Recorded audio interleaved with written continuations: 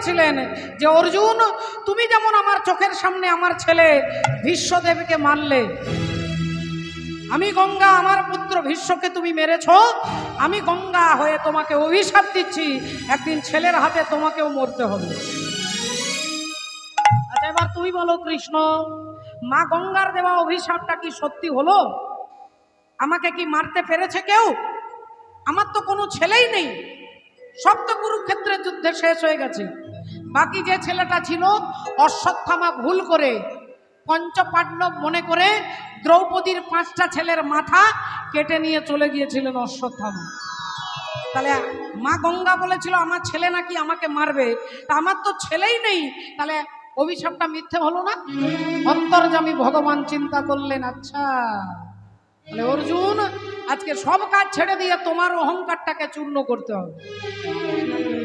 আজকে তোমার ভেতরে যে অহংকার হয়ে গেছে সেই অহংকারটাকে চূর্ণ করতে হবে। ভগবান কিছুই বললেন না, শুধু বললেন, আচ্ছা অর্জুন, অশ্বমেধ যজ্ঞের ঘোড়া তোমার দাদা যুধিষ্ঠির ছেড়ে দিয়েছে? বললেন হ্যাঁ, ঘোড়া ছেড়ে দিয়েছে। আর সেই ঘোড়াটা এখন কোথায়? না এখন ঘোড়া ছুটতে ছুটতে যাচ্ছে মণিপুর রাজ্যে। অশ্বমেধ যজ্ঞের ঘোড়া কপালে বাঁধা আছে একটা রূপোর পাতা, আর রূপোর পাতাতে লেখা আছে যিনি সতীর পুত্র হবে তিনি এই ঘোড়াটাকে ধরে রাখবে, আর যিনি অসতীর পুত্র হবে তিনি ঘোড়াটা ধরেও ছেড়ে দেবে। তার এক পাশে লেখা আছে পঞ্চপাণ্ডবের নাম, যুধিষ্ঠির, ভীম, অর্জুন, নকুল, সহদেব। এরা যজ্ঞ করছে তাই এদের নাম লেখা আছে। অশ্বমেধ যজ্ঞের ঘোড়া ছুটতে ছুটতে ছুটতে মণিপুর রাজ্যে প্রবেশ করছে। মণিপুরে ছিল রাজা,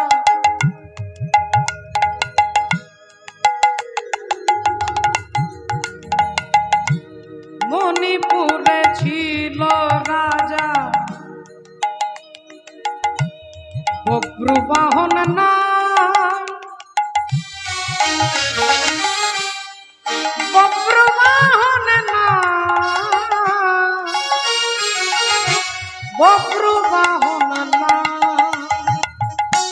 মণিপুরে ছিল রাজা, বব্রুবাহন নাম, বব্রুবাহন নাম, বব্রুবাহন নাম। ওগো মণিপুরে ছিল রাজা, বব্রুবাহন নাম, বব্রুবাহন নাম, বব্রুবাহন নাম। মণিপুরে ছিল রাজা, বব্রুবাহন নাম, বব্রুবাহন নাম, বব্রুবাহন নাম। আর ধর্মে কর্মে ছিল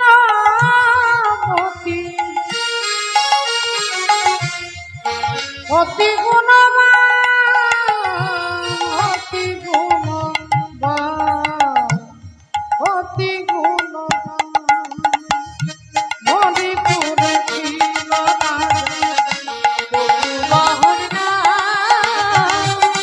বব্রুবাহন নাম, বব্রুবাহন নাম। মণিপুরে ছিল রাজা, বব্রুবাহন নাম, বব্রুবাহন নাম, বব্রুবাহন নাম। মঞ্জুরি নামে সতী ছিল অতি গুণবতী,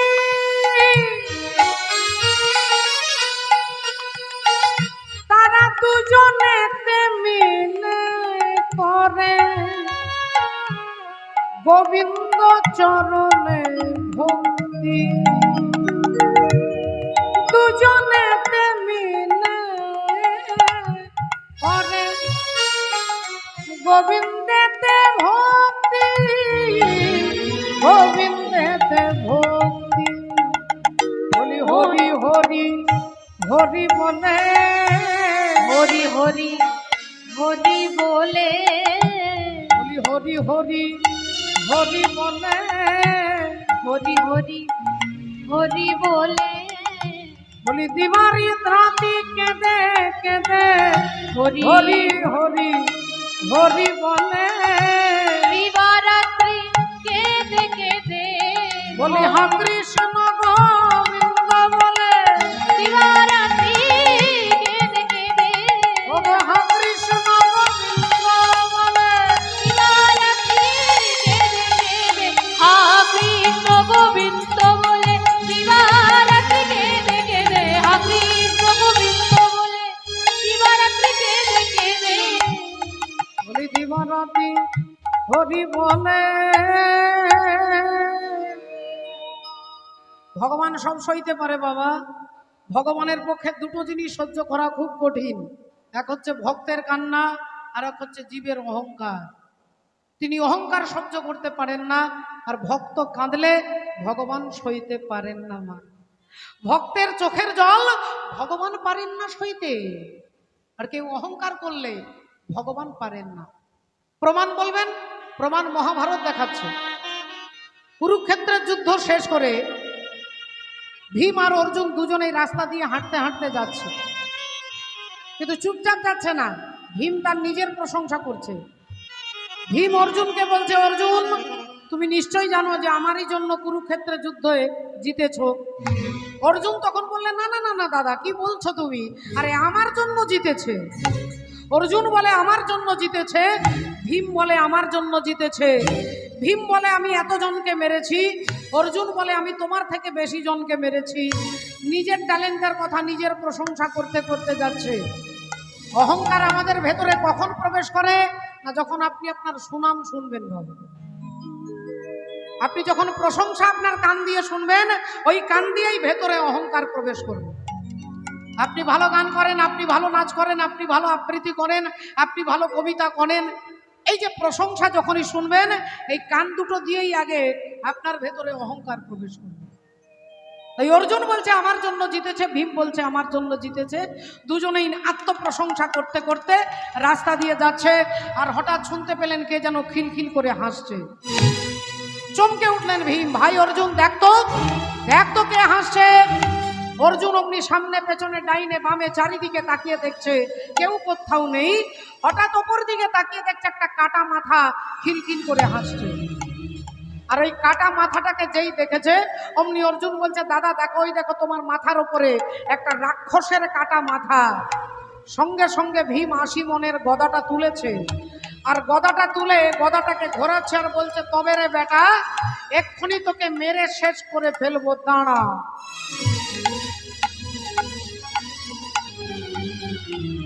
এই গদাটা ঘুরিয়ে যেই মারতে যাবে, অমনি অন্তর্যামী শ্রী গোবিন্দ অন্তরে জানিয়া, অন্তর্যামী শ্রী গোবিন্দ অন্তরে জানিয়া, অন্তর্যামী শ্রী গোবিন্দ অন্তরে জানিয়া, ভীমের রসন মুখেতে দাঁড়ালো আসিয়া, ভীমের সম্মুখেতে দাঁড়ালো আসিয়া, ভীমের সম্মুখেতে দাঁড়ালো আসিয়া। ও ভীম দাদা, আরে কাকে মারবার জন্য গদাটা তুলেছো ও দাদা?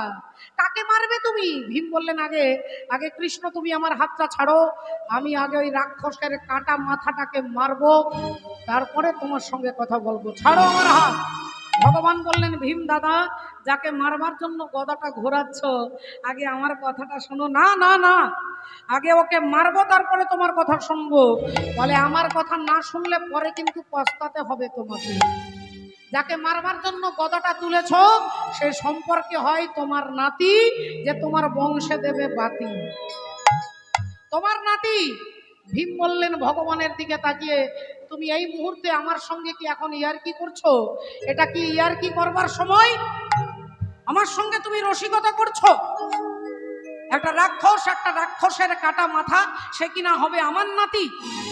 হ্যাঁ, একটা রাক্ষসের সঙ্গে আমার ব্লাডের, আমার রক্তের রিলেশন, একটা রক্তের সম্পর্ক একটা রাক্ষসের সঙ্গে। আমি একটা বিখ্যাত বংশে জন্মগ্রহণ করেছি। ভগবান বললেন, আচ্ছা তুমি বিখ্যাত বংশে জন্মগ্রহণ করেছো, তাই তো?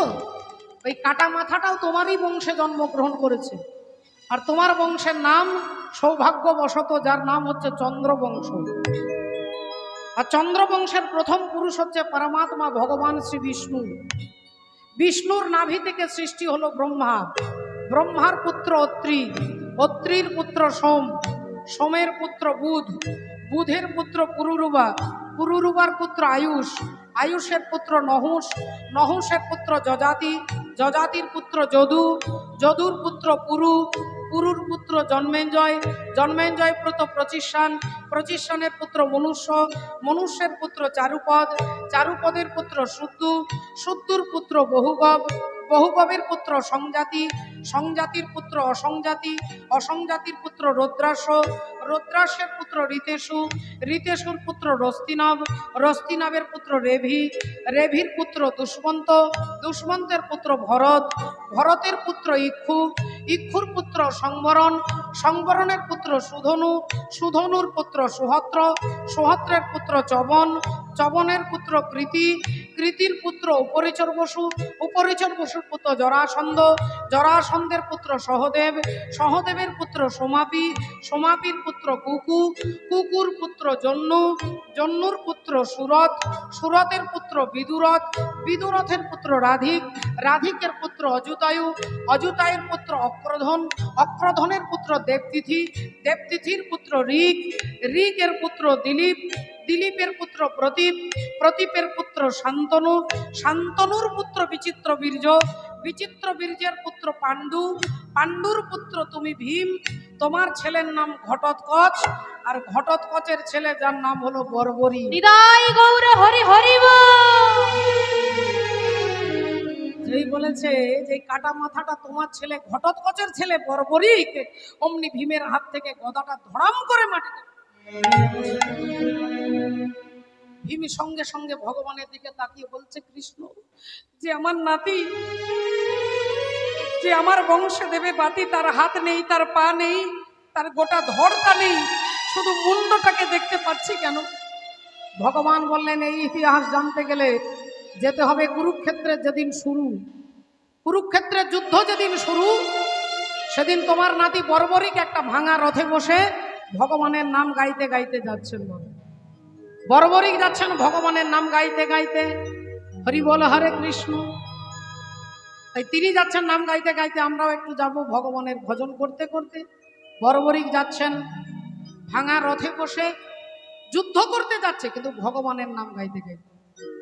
মত কর তু अभिमान रे बंदे, झूठी तेरी शान रे, मत कर तू अभिमान, मत कर तू अभिमान रे बंदे, झूठी तेरी शान रे, मत कर तू अभिमान,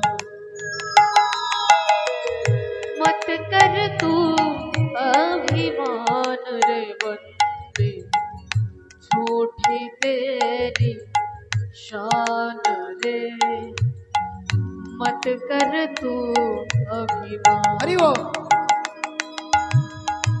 तेरे जैसे लाखों आए, लाखों इन माटी ने खाए, तेरे जैसे लाखों आए, लाखों इन माटी में खाए, रहा ना नाम निशानो बंदे, मत कर तू अभिमान, मत कर तू अभिमान रे बंदे, झूठी तेरी शान रे, मत कर तू अभिमान, मत कर तू अभिमान, मत कर तू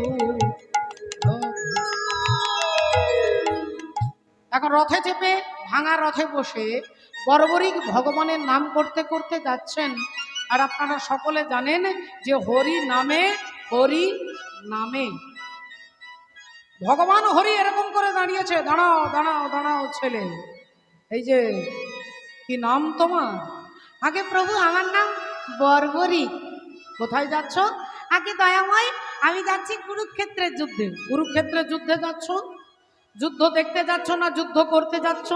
আগে প্রভু যুদ্ধ দেখতেও যাচ্ছি আর যুদ্ধ করতেও যাচ্ছি। আচ্ছা, তা কুরুক্ষেত্রের যুদ্ধ তুমি করতে যাচ্ছ, ওখানে তো দুটো দল আছে, একটা কৌরবের দল একটা পাণ্ডবের দল। তা ওখানে তোমার কে আছে? আমার দাদু আছেন। কে তোমার দাদু? তোমার দাদু কে? না, আমার দাদু হচ্ছে ভীম। আচ্ছা, তাহলে তুমি ভীমের নাতি। নিশ্চয়ই তুমি পঞ্চ পাণ্ডবের দলে যোগদান করবার জন্য যাচ্ছ। পঞ্চ পাণ্ডবের দলে যোগদান করবে তুমি। বর্বরীর সঙ্গে সঙ্গে মাথাটা নেড়ে বললেন, না না না না, আমি দুর্যোধনের দলে যোগদান করব, আমি পঞ্চ পাণ্ডবের দলে যোগদান করব না। ভগবান বললেন, এই যে ছেলে, তোমার দাদু বলছো ভীম, আর দাদুর দল ছেড়ে দিয়ে দাদুর শত্রু দুর্যোধনের দলে যোগদান করবে কেন? বর্বরী বললেন, প্রভু শত্রু মিত্র কিছু বুঝি না, কে শত্রু কে মিত্র কিছু জানি না, তবে এইটুকু জানি যে আমার মা যেদিন পৃথিবী ছেড়ে চলে যাবে সেদিন যাবার আগে বলেছিল, বাবা বর্বরিক, যদি কখনো জীবনে কোনোদিন কোনো যুদ্ধে অংশগ্রহণ করিস তাহলে যে পক্ষটা দুর্বল পক্ষ সেই দুর্বল পক্ষেই যোগদান করিস। তাই আমার মা আমাকে দুর্বল পক্ষে যোগদান করতে বলে গেছে, আর দুর্বল পক্ষ হচ্ছে দুর্যোধনের পক্ষ। ভগবান হাসলেন, বাচ্চা ছেলে তুমি, তুমি মূর্খ অবোধ বালক, তুমি কিছু জানো না। তুমি না জানো বিজ্ঞান, না জানো অঙ্ক, না জানো গণিত, কিছুই বোঝো না তুমি। বাচ্চা ছেলে আর বুঝবে কি? দুর্যোধনের পক্ষে আছে 11 অক্ষহীনী সেনা, আর পঞ্চ পাণ্ডবের পক্ষে আছে মাত্র 7 অক্ষহীনী সেনা। তাহলে এদের 11 আর এদের 7। তুমি বলছো যাদের 11 অক্ষহীনী সেনা আছে তাদেরকে বলছো দুর্বল, আর 7 অক্ষহীনী সেনা যাদের, তাদেরকে তুমি বলছো সবল। তাহলে তোমাকে অঙ্ক বুঝিয়ে দিলাম, এবার বলো কে দুর্বল আর কে সবল? বর্বরিক বললেন, আমি আগেও বলেছি আবার বলছি, দুর্যোধনের পক্ষ হচ্ছে দুর্বল আর পঞ্চ পাণ্ডবের পক্ষ হচ্ছে সবল। তাহলে কেন পঞ্চ পাণ্ডব সবল আর দুর্যোধন দুর্বল কেন? তুমি কি করে বুঝলে যে তারা দুর্বল আর এরা সবল? তুমি কি করে বুঝলে? বর্বরিক বললেন, প্রভু পঞ্চ পাণ্ডব এই জন্য দুর্বল নয় যে তাদের দলে ভীম আছে কি অর্জুন আছে কি যুধিষ্ঠির আছে তার জন্য নয়। পঞ্চ পাণ্ডব দুর্বল এই জন্য নয়, কারণ যে পক্ষে তুমি থাকো বলো তারা কি দুর্বল হতে পারে? তারা কি দুর্বল হতে পারে? ওগো তারা কি দুর্বল হতে পারে? তারা কি দুর্বল হতে পারে? যে পক্ষে গোবিন্দ বিরাজ করে তারা কি দুর্বল হতে পারে? যে পক্ষে গোবিন্দ বিরাজ করে তারা কি দুর্বল হতে পারে? যে পক্ষে গোবিন্দ বিরাজ করে তারা কি দুর্বল হতে পারে? যে পক্ষে গোবিন্দ বিরাজ করে তারা কি দুর্বল হতে পারে? পক্ষে গোবিন্দ বিরাজ হরি হরি হরি বলে পক্ষে গোবিন্দ বিরাজ করে, হরি হরি হরি বলে পক্ষে গোবিন্দ বিরাজ করে, তারা দুর্বল হতে পারে। তাহলে যে পক্ষে ভগবান থাকে সে পক্ষে কখনো দুর্বল হতে পারে না। এ কথা যেই বলেছেন ভগবান অমনি ভাবলেন এ বাচ্চা ছেলে মূর্খ নয়। কত বয়স তোমার? বলে 13 বছর। আচ্ছা, তাহলে বর্বরিক তোমাকে কুরুক্ষেত্রের যুদ্ধে যেতে গেলে আগে এখানে পরীক্ষা দিয়ে যেতে হবে। বলো ঠাকুর কি পরীক্ষা দেব? বলো ওই যে তেঁতুল গাছটা দেখছো, একটা তেঁতুল গাছে কত পাতা আছে? অসংখ্য কোটি কোটি পাতা। একটা বান মেরে গাছের পাতাগুলোকে ছিঁড়ে দিতে হবে। যদি সমস্ত পাতা ছিদ্র করতে পারো তাহলে কুরুক্ষেত্রের যুদ্ধে যাবার লাইসেন্স তোমাকে দেওয়া হবে, আর নইলে এখান থেকে তোমাকে বাড়ি ফিরে যেতে হবে। বর্বরিক বললেন, বেশ ঠিক আছে প্রভু, তাই হবে। একটা বান হাতে নিয়ে গোবিন্দের চরণে ধ্যান করছেন, চোখ বন্ধ করে গোবিন্দের ধ্যান করছেন। আর যেই ভগবান দেখেছে বর্বরিকের চোখ বন্ধ, অমনি ভগবান ছুটে গিয়ে গাছ থেকে দুটো পাতা তুলে নিয়েছে, একটা হাতে রেখেছেন, একটা চরণের তলায় রেখে আর চুপ করে ভগবান দাঁড়িয়ে আছে। একটা হাতে পাতা আছে, একটা চরণের তলায় পাতা আছে, ভগবান চুপ করে দাঁড়িয়ে আছে। আর বর্বরিক চোখ বন্ধ করে গোবিন্দের ধ্যান করে ওই গাছটাকে লক্ষ্য করে বানটাকে ছুঁড়ে মেরেছে।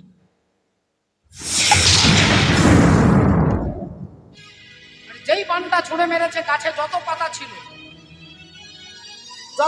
ছিল সব ছিঁড়ে গেছে, ছিদ্র হয়ে গেছে। বর্বরিক বললেন, প্রভু তাহলে এবার আমাকে যেতে দাও, তুমি দেখো সব পাতা ছিঁড়ে দিয়েছি। ভগবান বলে, দাঁড়াও, সব পাতা ছিদ্র করেছো, দুটো পাতা ছিঁড়তে পারোনি। আর সেই দুটো পাতা কোথায় আছে? বলে, এই দেখো আমার হাতে একটাই, দেখো। আর হাতটা যেই খুলেছে, অমনি বর্বরিক কি দেখবে? দেখছে ভগবান, দেখছে হাতের পাতাটা ছেঁড়া। ভাবলো হাতের পাতাটা ছিঁড়ে গেছে নিশ্চয়, আচ্ছা আমার পায়ের তলায় একটা পাতা আছে, দেখো। আর যেই গোবিন্দ চরণটা সরিয়েছে, দেখছে চরণের তলার পাতাটাও ছেঁড়া।